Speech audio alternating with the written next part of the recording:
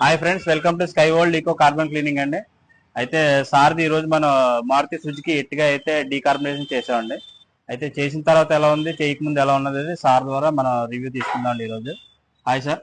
నమస్తే. మీ పేరండి? నా పేరు నాగబాబు. ఓకే, ఎక్కడి నుంచి వచ్చారండి? తణుకండి.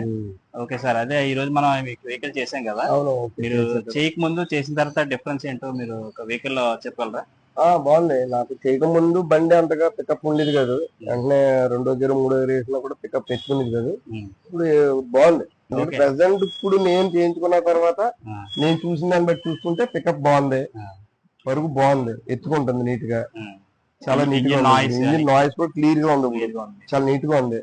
ఇది వరకు ఉన్నంత ఇది లేదు, గలీజ్ గా లేదు, స్మూత్ గా ఉంది, ఇంజిన్ బాగుంది ఇప్పుడు. సో ఇంకా ఎదరెదరికి వెళ్ళాక కూడా ఎలా ఉంటుందో కూడా నేను అబ్జర్వ్ చేసుకుని దాన్ని బట్టి ఇంకా నేను నలుగురికి కూడా చెప్పాలని అనుకుంటున్నాను. Okay, thank you.